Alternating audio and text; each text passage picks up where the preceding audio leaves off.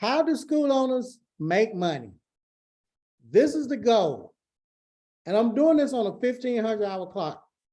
I know some of y'all got 750, whether it's nails, aesthetics, the 1,000-hour program in Texas, or 750, 600, 1,200, 1,000, 1,600, 2,100 hours.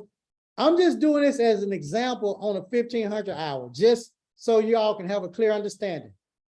The Pell Grants. Pell Grants, that's free money that you don't have to pay back. Well, who do they send the Pell Grant money to? They send it to you, the school owner. Well, how do they send it? They wire it to your bank account. Are they gonna send me the $10,550 all in one payment? No, they're not. They're gonna send it in 4 payments. They're gonna break it down in like 4 payments. Well, how do the payments work? I'll tell you that. I'm glad you asked. This is how the payments work. Imagine you open your school, you followed the blueprint, followed all the documents and paperwork, stayed in compliance, you got accredited, did your institutional self-study, NACAS came to your school twice, they inspected and all that, boom, you're accredited. Now you go to the Department of Education, U.S. Department of Education, fills out all that paperwork, does that, now boom, you're accredited. You get your OPE ID number, okay? They go online, they fill out a FAFSA, just like any other college. All right, if they qualify for a full Pell Grant, both award years, a total of $10,550. I'm breaking this down because we probably got an A-type personality person on here. We probably got a Miss Know-It-All or a Mr. Know-It-All. So that's why I'm breaking it down to y'all like this. Now, the Pell Grant, we say 10 students. Imagine 10 students start your school on Tuesday or Monday, whatever your first day. And they all qualify for the full Pell Grant. Now, the Pell Grant is income-based. If they didn't file taxes, they're going to qualify for a full Pell Grant. If they did file taxes, but they didn't make a lot of money based on the government's calculation, then they could qualify for a full Pell Grant. If they made quite a bit of money based on the government's calculation, then they may not qualify for a full Pell Grant. They may qualify for a total of 8,000 or 6,000, but let's just say they all qualify for the full Pell Grant. Within 3 days before that week is out, they're going to wire $3,000. I want y'all to write down 3,000. Write that down on your paper. 10 students times 3,000. Write that down. 10 students times 3,000 equals 30,000. If they started Tuesday, no later than Friday, 30,000 would be wired to your bank account. Everybody say 30,000. Everybody just say it, 30,000.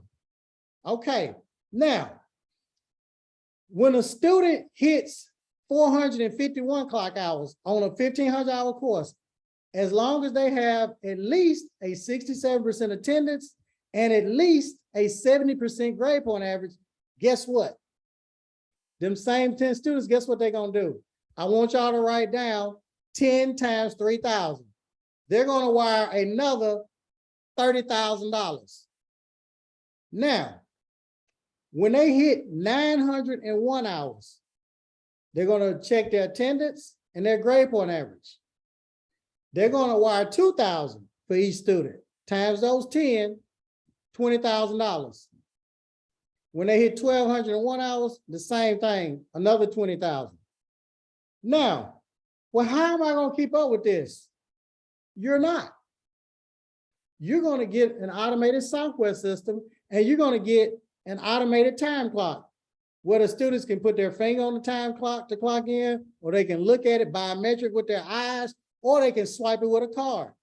So now the computer system is going to keep up with their time. So when they hit the 451, the computer system is going to check their attendance. It's going to check their grade point average. It's going to send a signal to the U.S. Department of Education, and then they're going to send you the money. Does that make sense? Okay. Now, think about this. Well, what if I start 10 more students next week? Guess what happens? What happens, y'all? Y'all know that song? Same D thing, same darn thing. What if I enroll 10 more the next week? Same thing. That's why a lot of these schools have continuous enrollment. Have you ever noticed how a lot of the corporate schools, they're enrolling, it's like a factory, like a plantation? Yeah, I can call it. I call it what it is. A lot of them don't care about students. I didn't call no names. If it hurts, a dog will bark. You see how they just making money hand over fist? Even if you enroll once a month or every quarter. Now, you're getting 20, 25,000 students. Not a student. When you open a school, your student is your client now. What barber, stylist, and nail tech is getting 20 or 25 stacks per client? See, now y'all done forgot about doing hair. Y'all done forgot about the clinic floor. Y'all done forgot about selling products. Y'all done forgot about everything now. Y'all don't even care about the clinic floor now. Y'all making this type of money. You get 50 students, 50 clients in 1 year, times 20,000. Do the math, $1 million. Let's go on to the next slide. This is just the Pell Grant. Now y'all see how these school owners get rich. Are y'all understanding? Yeah, all y'all need to take y'all cell phone out, screenshot what y'all looking at. Screenshot it. Take a picture of it, write it down. So when y'all at the shop or wherever, look at your phone. Let's go to the next step. Boom. Instructors. Instructors can teach how many students? Depending on where you at, it's either 15 to 1, 20 to 1, 25 to 1, or 30 to 1. I just based this off of 20 students. That's it. I based it off of 20 students, although we know in some states it's different. If your tuition, we're accredited, and we're charging 20,000. 20 students at 20,000 is what, y'all? $400. Add all the zeros. More zeros, 400,000. Y'all see that? Look, numbers don't lie. It is what it is. You got 400,000. You got one instructor teaching 20 students. That instructor just made the school $400,000. But hold on, y'all. They teaching on the clinic floor too. So them 20 students done brought in another 100,000 from the clinic floor, you know, working every week and all that. One instructor brought in 500,000. Think about that. Okay, how much you gonna pay your instructors, Pierre? Cecilia, Eleni, Join Cuts, Keith, Kalina, Cola, Lucretia, Lakeisha, LaShawn, Lisa. How much you gonna pay the instructors? Mark, Miss Kim, Monique, Lakeisha, Narkita, Miss Nevron, Patricia, Patrice, Pierre, Red, Regina, Ricardo. How much y'all gonna pay the instructors, Tanisha, Miss Thompson, Victoria, Vaughn? Put in the chat box. They done made you $500,000. How much you gonna pay them? Okay, Ricardo, $20, $25 an hour. See, I thought y'all were Christian people. You mean to tell me they done made you $500,000 and that's all y'all gonna give them? I thought y'all were good school owners. Miss Lisa Wilson down there in Kentucky. Colleen, I thought you was a Proverbs 31 woman. And you mean to tell me they done made you $500,000 and that's all y'all gonna give them? Well, hey, employees are created to make who rich? The owner.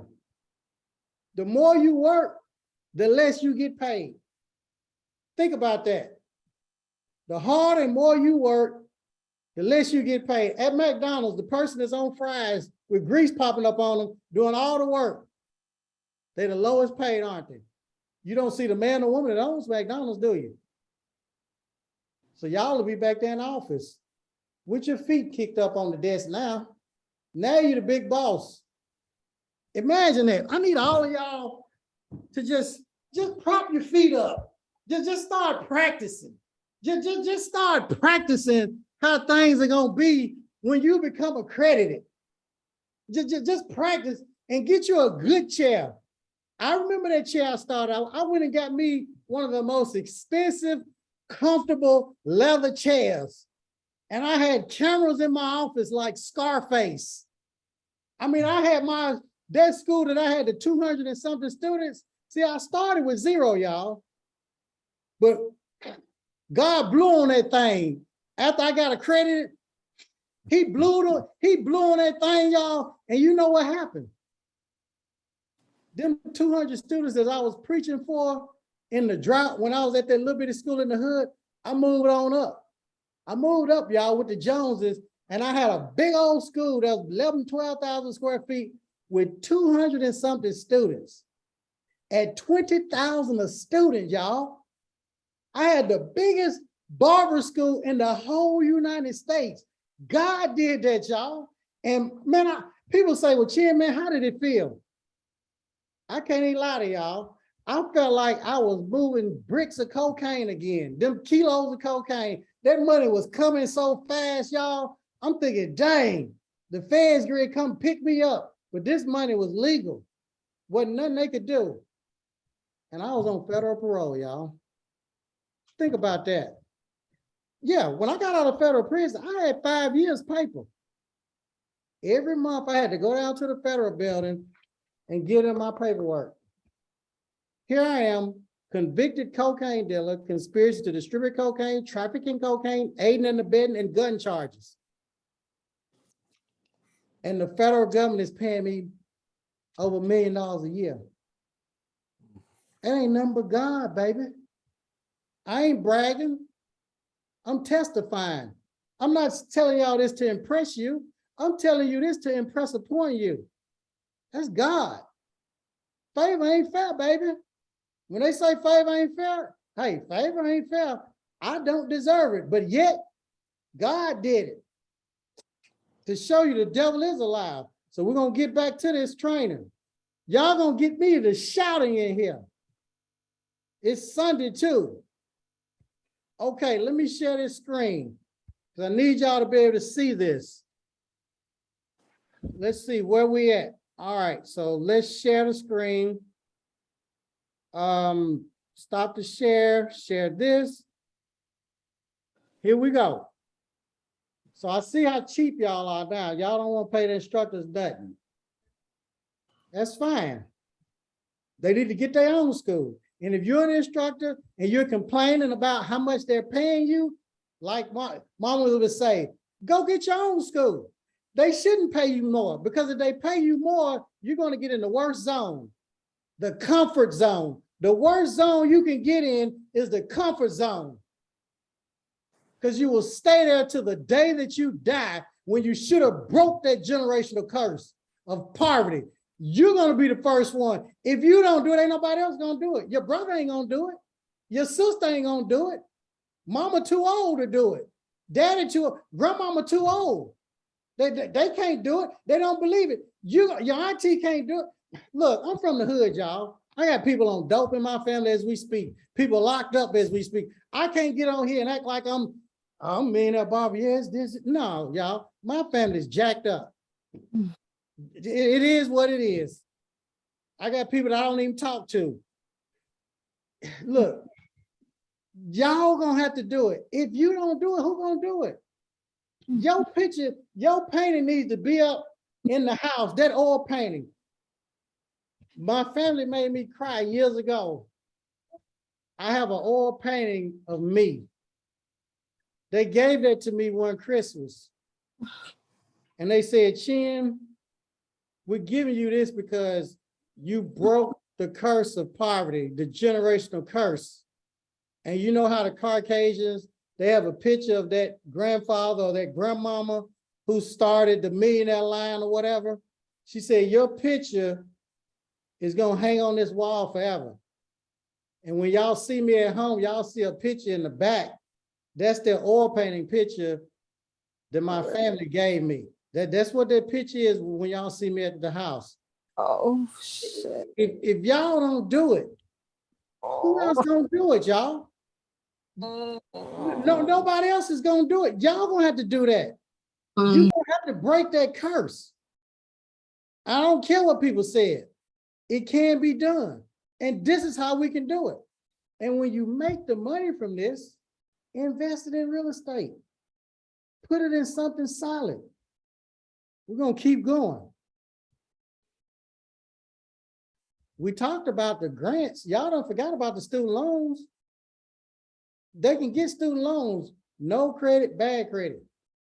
Well, I heard they couldn't get student loans. Yeah, if they went to another school and defaulted on the student loan, they can't go to another school and get financial aid. Okay, until they resolve that matter. So you're right about that part. Well, what if they credit messed up?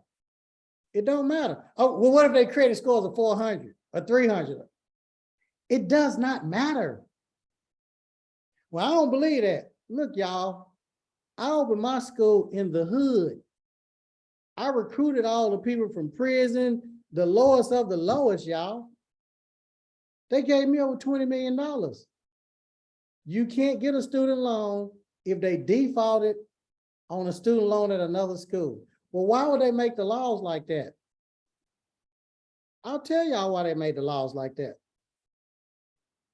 And I'm gonna keep it 100 with you all. I'm gonna tell you what Miss Velma told me. Miss Velma's dead. She died 2 years ago. I don't know if this is true or not. I'm just the messenger. So don't cuss me out. Don't argue with me. Don't get mad at me. Go to Miss Velma. Her grave is in Jolton, Tennessee. Go there and talk to her. She said, Chin, they created these laws for us to get rich.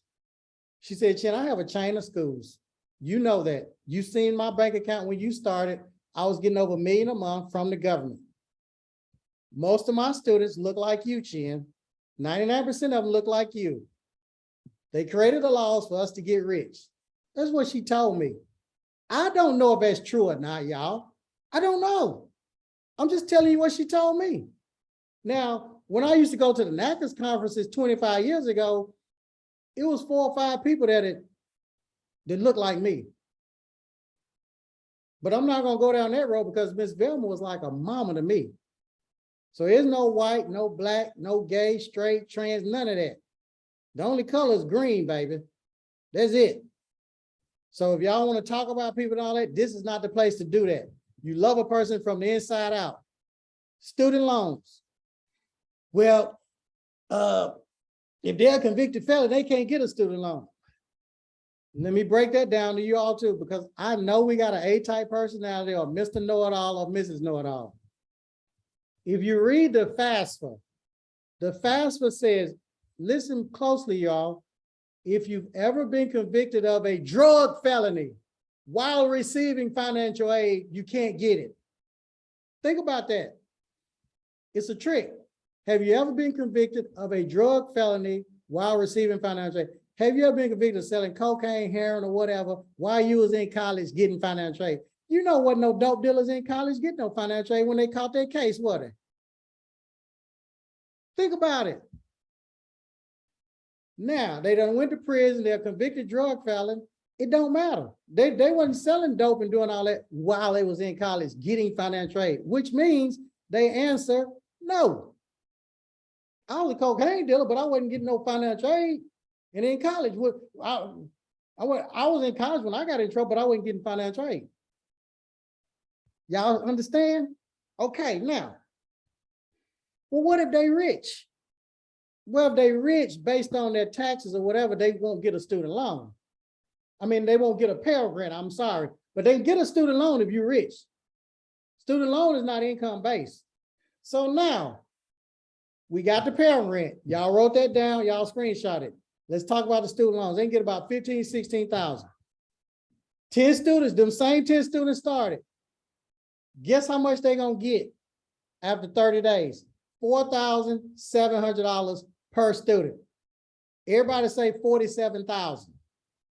Write down 47,000. But dang, I just got 30,000 3 weeks before that for the Pell Grant. And now they sending you another 47,000. When they hit 451, guess what they're gonna wire to your bank account? When they hit 451, they're gonna wire the 30,000, remember, in the Pell Grant, and they're gonna wire this 47,000. Remember? That's 77,000, y'all. 77,000. Now, when they hit 901, they're gonna wire 3,500 times the 10, 35,000. 1201, another 35,000. That's for the student loans. Remember the Pell Grant, they're gonna wire the 30. Y'all gotta add the Pell Grant and the student loans. Are y'all understanding me? You feel me for the street people? Is this making sense? If it's not, let me know. Okay, next thing. So I broke that down to y'all. This is how it goes. 10 students start the Pell Grant. Within 3 days, the 30,000. 30 days later, 47,000. That's 77,000 right here. When they hit 451, 77,000 wired to the account. 901, 55,000, 1201, 55,000. Does that make sense? Now, you might have started at that little bitty raggedy school, but when you become accredited and you start making money, you're gonna bust out of that school, find another location, get a bigger location, all right? Not only are you gonna get a bigger location for your school, you're gonna get you a bigger house. You can go on and get your mansion. Hell, I went and bought my mama a 10,000 square foot home. We're the only black people on the street. Get out of that neighborhood where you pump your gas and you doing like this. And people begging for money and stuff. No, leave. It's time to move up. Oh, you think you better than us? You don't better. Ninja, please. I couldn't wait to get rid of y'all. Get away from them. The way you get rid of them, you elevate your life. It's a difference in riding at the airport, catching a plane, than catching a megabus. The airplane even smells different. They treat you different. Ain't nothing wrong with that. Don't let people try to make you feel bad and sorry. No, you move on up. Now, this is how the financial aid works. You get 200 students. Like I had in my main school, I had over 200 students for years. That's 4 million. So I wanted to break this financial aid down to you all. Now, that's the end game, the financial aid. But there's some things that we must do before we get to that level. Another thing that I got to share with you all, I had a person, I talked about financial aid, and they said, well, you remember that computer system that you told us that you had when you ran your school? Let me see some of that financial aid where they actually wired the money to your account. So what I did, I went on Zoom, I recorded it. I whited out the socials and all of that, important information. So I did a printout where y'all can see the last name and the amounts. So if y'all want to see one of those videos, I will pull it up for y'all. If y'all want to see that. If not, we'll keep on going. Doesn't matter to me. But we may have some people that just want to see it. And if you do want to see it, let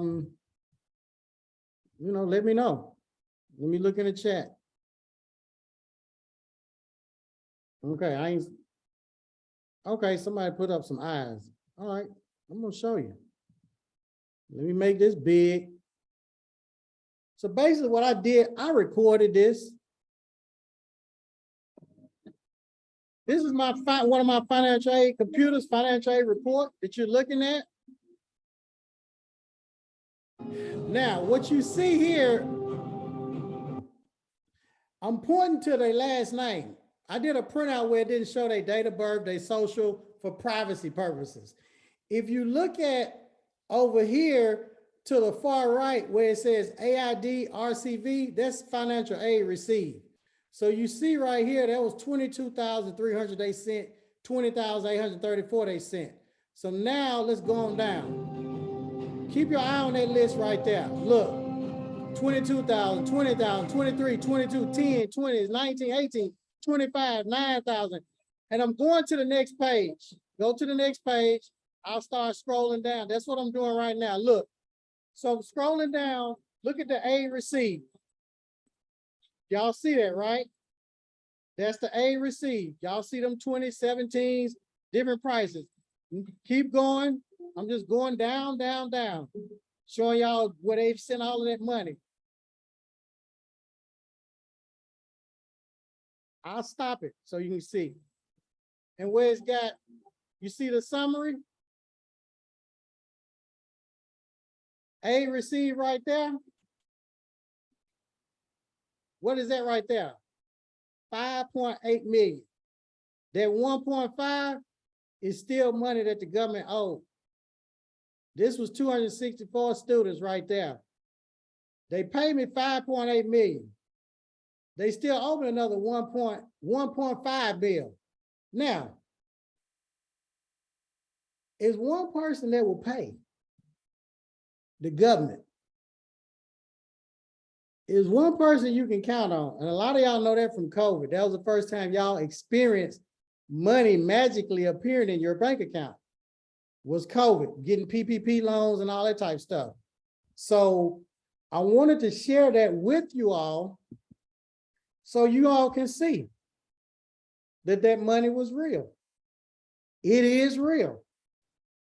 So now what we're going to do, we can talk about accreditation because begin with the end in mind. I've shown y'all that. Now let's backtrack. Well, what do I have to do to get that financial aid?